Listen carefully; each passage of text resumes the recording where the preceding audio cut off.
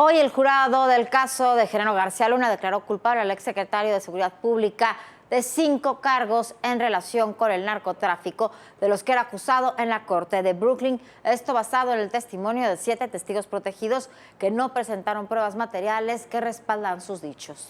En este caso, en el caso de García Luna, las acusaciones formuladas por la DEA y presentadas por la Fiscalía de Nueva York fueron aceptadas por el jurado de 12 miembros y ahora se espera que el 27 de junio, esa fue la fecha que se informó el día de hoy, el 27 de junio el juez del caso, Brian Cogan, decida una sentencia que puede ser de 10 años de cárcel, 20 dicen otros, habrá que dejarlo mucho más claro, de 10 o 20 años de cárcel hasta cadena perpetua.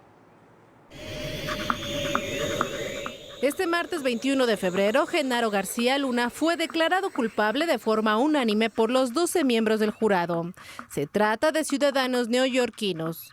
Cerca de las 10:30, el juicio se reanudó, luego de 3 días de deliberaciones.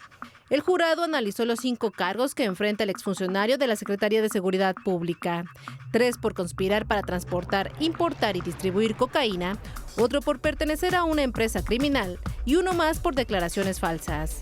A las 12:30 hubo un receso del jurado y al regresar solicitó revisar las declaraciones emitidas por Jesús el Rey Zambada. Además, los miembros del jurado pidieron revisar las declaraciones de un agente de la Guardia Costera de Estados Unidos, quien habló sobre un decomiso de 5 toneladas de cocaína en 2008. El veredicto llegó minutos antes de las 2 de la tarde. En ese momento, García Luna puso la mano en su pecho, del lado del corazón, volteó a ver a su esposa y a sus 2 hijos, quienes presenciaron el último día del juicio. No hubo lágrimas, solo un rostro enrojecido y un semblante serio de García Luna. La noticia fue confirmada a través de un tuit de la Fiscalía de Nueva York. El juez Brian Cogan, el mismo que llevó el juicio de Joaquín El Chapo Guzmán, dará sentencia el próximo 27 de junio.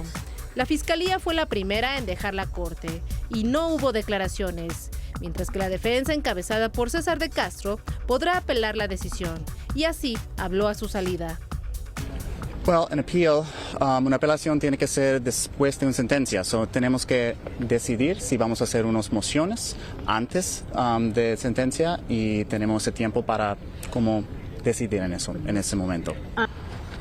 Muy difícil en este momento, sí, y él tiene que pensar en este momento y es en shock, sí. Tenemos que hablar con él y tener mucho tiempo para hablar con él. Es una gran decisión, él está pensando. El embajador de Estados Unidos en México, Ken Salazar, se refirió al tema a través de su cuenta de Twitter. Indicó que el veredicto que recibió García Luna es una muestra de que las autoridades de justicia en su país tienen 0 tolerancia contra la corrupción.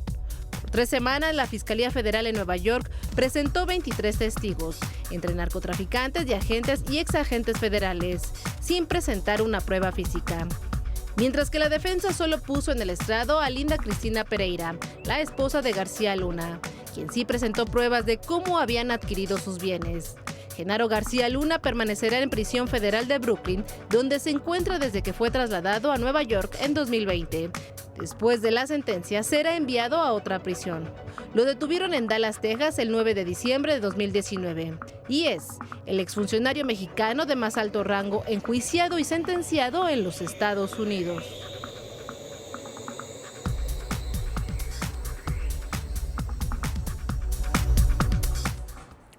Bueno, en el contexto de todas estas declaraciones, hoy el expresidente Felipe Calderón envió un comunicado de 2 páginas con 9 puntos, destacando que aceptaba, como dice literalmente, había aceptado siempre las decisiones de la justicia, de los sistemas, no profundiza en el tema de Genaro García Luna, pero insiste que el suyo fue el periodo, el sexenio, en el que más se luchó contra la delincuencia, en el que más golpes sufrieron los distintos cárteles de la droga, y dice que el caso de García Luna no puede demeritar la lucha de miles de policías, soldados, funcionarios que dieron hasta literalmente su vida en esa lucha contra el narcotráfico. El tema, por supuesto, seguirá y seguirá en el ámbito político muchísimo, pero muchísimo más, Vivian.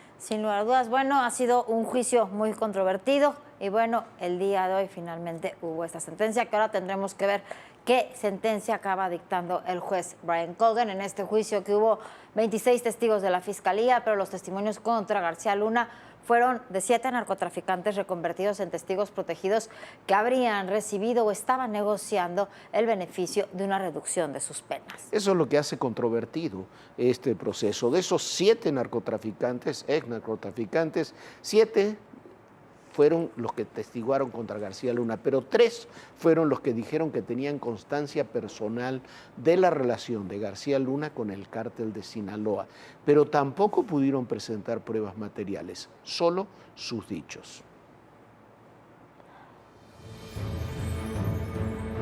El martes 14 de febrero, la Fiscalía de Estados Unidos concluyó la presentación de evidencia y testimonios en el juicio contra Genaro García Luna, exsecretario de Seguridad Pública Federal. En más de 3 semanas de audiencias, la Corte vio desfilar a 26 testigos, entre ellos narcotraficantes que recibieron o negociaban la reducción de sus penas. Sergio Villarreal Barragán, el Grande, arrestado en México en 2010 y extraditado a Estados Unidos en 2012, fue el primer testigo. Durante 2 días, el lugarteniente de los Beltrán Leiva contó sobre presuntas reuniones en las que García Luna habría recibido sobornos del cártel de Sinaloa. Después declaró Tirso Martínez, el futbolista. Este criminal dijo que García Luna conspiraba con Joaquín El Chapo Guzmán para introducir droga a la Unión Americana. Óscar Nava Valencia, el Lobo, dijo haber sobornado al exfuncionario mexicano a raíz de un decomiso de droga. También subió al estrado Harold Poveda, alias El Conejo. Relató que nunca conoció a García Luna, pero dijo que se enteró cuando Arturo Beltrán Leiva lo quería secuestrar. Otro testigo fue Edgar Beitia, exfiscal de Nayarit, conocido como El Diablo. Narró que en una reunión con un compadre de Joaquín El Chapo Guzmán, le mencionó que García Luna estaba del lado del cártel de Sinaloa, porque le pagaron $8 millones. El Rey Zambada, hermano del Mayo, uno de los fundadores del cártel de Sinaloa, fue el último criminal en declarar. En sus dichos, cambió cifras, personajes y fechas de entrega de supuestos sobornos en comparación con lo que declaró en el juicio contra el Chapo. Sin embargo, ahora aseguró que personalmente entregó $5 millones al exsecretario.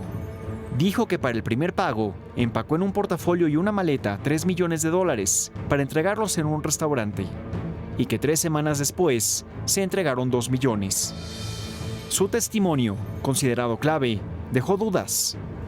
Primero por hacer la entrega en un restaurante considerado de moda en aquella época, al que asistían políticos y empresarios. Además, si el supuesto soborno se hubiera entregado en billetes de $100, cada uno pesaría, según el Departamento de Estado, 1 gramo. Por ende, serían 50 kilos en billetes que fueron entregados sin llamar la atención en un lugar público. En realidad, el relato de Zambada se centra en Edgar Vallardo del Villar, integrante de la Policía Federal, cuya participación con el narcotráfico está comprobada desde hace años. Un personaje detenido en 2008 por su relación con Zambada, que se convirtió en testigo protegido del entonces PGR y de la DEA, y que fue asesinado en la Ciudad de México el 30 de noviembre de 2009. Según su propio testimonio, cuando fue detenido, Vallardo cobraba del cártel de Sinaloa $25,000 mensuales y $100,000 por cada pitazo que daba a esa organización criminal. En el banquillo de los acusados de la Corte de Brooklyn estuvo sentado el exsecretario de Seguridad. Sin embargo, en la narrativa construida por la Fiscalía, el principal acusado es México, donde el crimen organizado puede alcanzar cualquier nivel político. Bueno, hay muchísimo que hablar y que analizar sobre esta sentencia. Hay algunos puntos, vamos a comenzar por el principio. El jurado, habíamos dicho aquí que la mayor fortaleza y la mayor debilidad de la justicia estadounidense son los jurados civiles, 12 hombres, mujeres, que finalmente, que no son en absoluto especialistas en el tema y que deciden, muchos de los casos, para bien o para mal, por emociones, por sentimientos, por convicciones personales, y en este caso, aunque no hubiera pruebas materiales, se volcaron por los testimonios y por lo que hemos dicho muchas veces, que decíamos ahora en el reportaje, la visión, ya lo vamos a ahondar en eso, la visión de que México es una suerte de narcoestado. El jurado decidió por unanimidad, más allá de duda razonable, y le dio credibilidad a los testigos, que eran unos narcotraficantes terribles.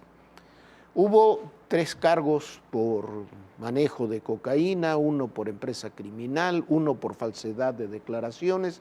Ahora, los 5 cargos están relacionados, cada uno con el otro. Tienen penas mínimas de 10 años, de 20 años, depende cómo lo vaya a ver el juez Brian Cogan, pero las penas, sin duda, serán muy altas para Genaro García Luna. Como decía su abogado César de Castro, podrán impugnar ese proceso, pero eso será hasta que esas condenas se den a conocer el 27 de junio. Dijo que en abril iba a presentar 2 mociones para temas procedimentales, de procedimiento, pero habrá que ver qué es lo que sucede. Por lo pronto, lo que hay que destacar es que este proceso se hizo con testigos protegidos, con testigos cooperantes, sin pruebas materiales. Esa es la gran debilidad y lo que genera controversia de este proceso.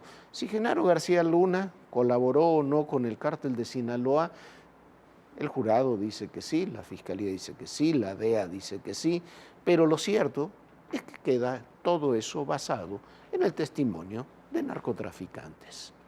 Y no solamente queda basado en el testimonio de narcotraficantes, es un tema donde los fiscales de Estados Unidos, la DEA, los legisladores van por un maxi proceso. Mire usted, si vemos los fiscales, hay que recordar cómo se dan las cosas.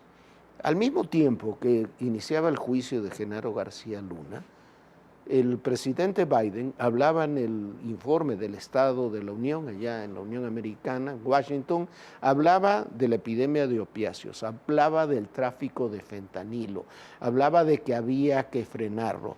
Inmediatamente después, 21 fiscales republicanos de 21 estados gobernados por los republicanos en Estados Unidos pidieron que se declararan como terroristas a todos los grupos criminales del narcotráfico que introdujeran fentanilo a los Estados Unidos.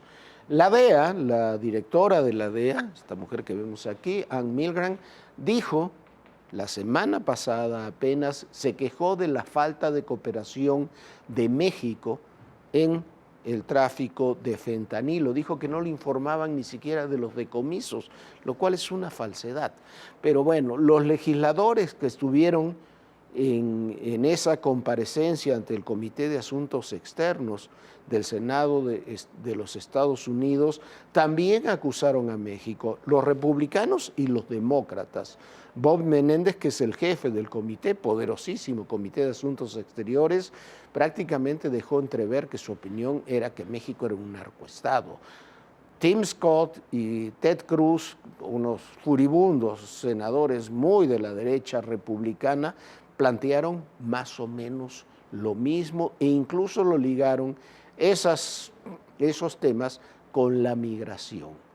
Es indiscutible, ¿quién va a discutir que en México tenemos gravísimos problemas de seguridad, que hay corrupción del narcotráfico que permea en muchos ámbitos, que hay policías corruptos, integrantes de las fuerzas de seguridad corruptos, que seguramente hay militares corruptos, políticos, funcionarios, y cuanto más abajo se va, más amplia es esa corrupción?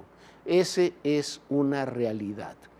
Pero México no es un narcoestado, no es un estado cuyas estructuras estén controladas por el narcotráfico. Y tampoco se puede juzgar sin pruebas materiales, a cualquier persona con motivos en última instancia políticos. Hoy se está festinando esta condena a García Luna y probablemente García Luna sea culpable o no, nosotros no lo sabemos, insistimos en ese punto, pero lo que sí es cuestionable, que en el presente, en el futuro, cualquier funcionario de cualquier categoría podría ser juzgado de la misma manera, podría ser juzgado simplemente por testigos protegidos que pueden declarar contra cualquiera sin la necesidad de presentar una prueba material.